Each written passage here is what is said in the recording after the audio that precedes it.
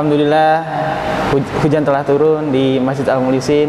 Semoga turun hujan ini membawa manfaat bagi kita semua dan membawa keberkahan bagi kita semua. Amin, amin ya rabbal alamin.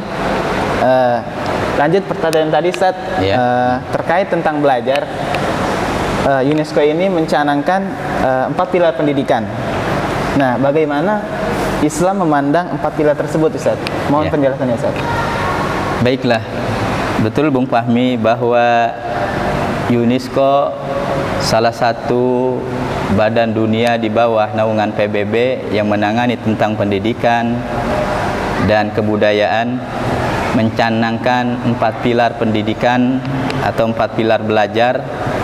Yang pertama adalah learning to know, bahwa belajar itu untuk mencari tahu. Pada dasarnya 4 pilar yang dicanangkan oleh UNESCO ini adalah sudah tidak asing lagi dalam dunia pendidikan Islam. Jauh sebelumnya, 1400 tahun yang lalu, Rasulullah Shallallahu Alaihi Wasallam sudah memiliki konsep terkait tentang pendidikan, dan konsep tersebut sepertinya banyak diambil oleh atau cocok atau sesuai dengan 4 pilar yang dicanangkan oleh UNESCO tersebut. Yang pertama tadi, learning to know, bahwa belajar itu untuk mencari tahu. Rasulullah Shallallahu Alaihi Wasallam di dalam sabdanya yang diriwayatkan oleh Ibnu Majah dari Anas bin Malik, beliau bersabda, "Thalabul ilmi faridatun ala kulli muslimin," bahwa menuntut ilmu itu adalah kewajiban bagi setiap muslim. Jadi begitu pentingnya belajar untuk dapat mengetahui sesuatu, maka hukumnya sampai diwajibkan oleh Rasulullah Shallallahu Alaihi Wasallam. Baik muslim laki-laki maupun muslim perempuan, mereka semua punya kewajiban untuk menuntut ilmu. Dan bahkan di dalam hadis yang lain, Rasul juga menyatakan, "Utlubul ilma minal mahdi ilal lahdi." Menuntut ilmu itu adalah, atau tuntutlah ilmu dari sejak buayan sampai ke liang lahat. Artinya menuntut ilmu adalah sesuatu yang harus dilakukan dari sejak kecil, dari sejak dilahirkan sampai manusia itu meninggal dunia. Ini juga sesuai dengan konsep UNESCO terkait tentang pendidikan seumur hidup. Jadi pendidikan seumur hidup yang dicanangkan oleh UNESCO juga sudah terlebih dahulu konsepnya diajarkan oleh Nabi kita Muhammad Sallallahu Alaihi Wasallam. Kemudian yang kedua, learning to do, bahwa belajar itu adalah untuk melakukan, bahwa kita menuntut ilmu, belajar dalam rangka mencari ilmu itu untuk bertindak dan melakukan sesuai dengan ilmu pengetahuan yang kita miliki. Jangan sampai kita memiliki ilmu tidak sesuai perilaku kita di dalam kehidupan sehari-hari, ya, tidak sesuai dengan ilmu yang kita miliki. Tentu hal ini menjadi peringatan Allah Subhanahu wa Ta'ala. Orang yang memiliki ilmu, orang yang mengetahui tapi berperilaku tidak sesuai dengan pengetahuannya. Dalam Al-Quran Allah berfirman, "A'udzubillahi minasyaitonirrajim. Bismillahirrahmanirrahim. Kabura maktan indallahi an taqulu ma la taf'alun."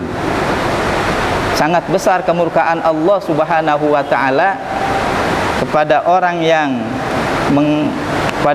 yang mengatakan sesuatu tapi tidak melakukan sesuatu yang ia katakan. Inilah pentingnya bahwa belajar itu adalah kita melakukan sesuai dengan apa yang kita ketahui. Kemudian yang ketiga, learning to be, bahwa belajar itu adalah untuk menjadi diri sendiri. Ini adalah sebuah proses untuk membentuk kepribadian yang baik, suatu proses membentuk akhlak yang mulia. Tentunya terkait tentang akhlak ini, konsep Islam begitu banyak mengajarkan kepada umatnya agar memiliki akhlak yang mulia. Di antaranya adalah Rasulullah Shallallahu Alaihi Wasallam diutus oleh Allah Subhanahu Wa Ta'ala untuk menyempurnakan akhlak yang mulia. Innama bu'itsu liutammima makarimal akhlak. Sesungguhnya aku diutus, kata Rasul, hanya untuk menyempurnakan akhlak yang mulia. Dan bahkan Rasulullah Shallallahu Alaihi Wasallam adalah sosok yang kita jadikan sebagai contoh karena kemuliaan akhlaknya. Sebagaimana firman Allah, laqad kana lakum fi Rasulillahi uswatun hasanah. Sungguh pada diri Rasulullah Shallallahu Alaihi Wasallam itu terdapat suri tauladan yang baik bagi kalian semua. Dan yang terakhir, pilar yang keempat adalah learning to live together, bahwa belajar itu adalah untuk dapat hidup berdampingan dengan orang lain. Konsep tentang hal ini Islam juga banyak sekali terkait tentang toleransi. Toleransi antar sesama muslim, toleransi antar warga negara, dan juga toleransi kepada umat agama yang lain. Di dalam firman-Nya Allah Subhanahu wa taala menjelaskan begitu gamblangnya dan begitu jelasnya. Lakum dinukum waliyadin. Bagimu agamamu dan bagiku agamaku. Artinya kita perbedaan agama, perbedaan suku, perbedaan ras, warna kulit, adat dan lain-lain sebagainya tidak menghalangi kita untuk hidup selalu berdampingan dan hidup bersama penuh dengan kedamaian. Islam adalah agama yang damai. Islam adalah agama yang toleransi terhadap perbedaan di antara manusia. Demikian Bung Fahmi terkait tentang 4 pilar tersebut. Ya, berarti sebelum UNESCO ini Islam sudah lebih dulu ya, Ustaz ya? Iya, jelas. Lebih dulu kan. Nah, Ustaz, ada nggak sih Ustaz sosok atau tokoh yang menjadi inspirasi kita di dalam dunia pendidikan? Nah, jangan dijawab dulu, Ustaz. Oh iya. Jangan kemana-mana, tetap di Iqra, baca, memahami, dan mengaplikasikan.